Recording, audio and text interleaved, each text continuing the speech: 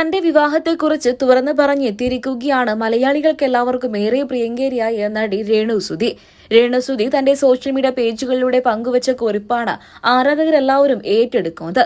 മണിക്കൂറുകൾക്ക് മുൻപാണ് രേണു തന്റെ സോഷ്യൽ മീഡിയ പേജുകളിലൂടെ ഒരു കുറിപ്പ് പങ്കിട്ടത്. കുറിപ്പ് ഇങ്ങനെയായിരുന്നു: ഒരു വിവാഹം കഴിച്ചാലോ എന്ന്. തൊട്ടു പിന്നാലെ കുറിപ്പും ചിത്രവും സോഷ്യൽ മീഡിയയിലൂടെ ആരാധകരെല്ലാവരും ഏറ്റെടുത്തു.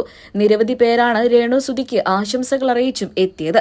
അതേസമയം നിരവധി പേർ വിമർശിച്ചും എത്തുന്നുണ്ട്.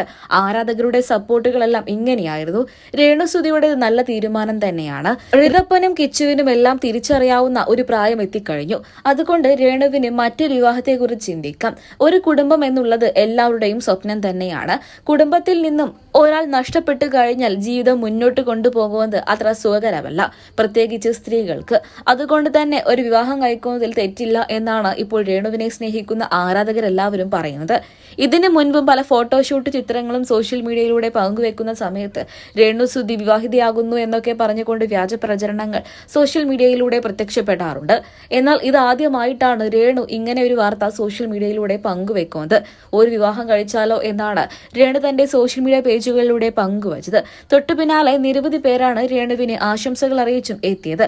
അങ്ങനെ ഒരു സന്തോഷ വാർത്ത കാണാൻ വേണ്ടിയിട്ടും കേൾക്കാൻ വേണ്ടിയിട്ടും ഞങ്ങൾ കാത്തിരിക്കുകയാണ് എന്നാണ് ഇപ്പോൾ പ്രേക്ഷകരെല്ലാവരും കുറിച്ച് എത്തിയിരിക്കുന്നത്. അതേസമയം ഇതൊന്നും ഞങ്ങളോട് ചോദിക്കേണ്ടതില്ല എന്നും ഇതെല്ലാം രേണുവിന്റെ വ്യക്തിപരമായ കാര്യങ്ങളാണ് എന്നും പറഞ്ഞുകൊണ്ട് ആരാധകർ എത്തുന്നുണ്ട്. അങ്ങനെയാണെങ്കിൽ സുധിയുടെ പേര് എടുത്തു കളയണമെന്ന് പറഞ്ഞുകൊണ്ട് മറ്റൊരു വിഭാഗവും. എന്തായാലും രേണുസുതിയെ നിങ്ങൾക്ക് ഇഷ്ടമാണോ പറയാൻ മറക്കരുത്.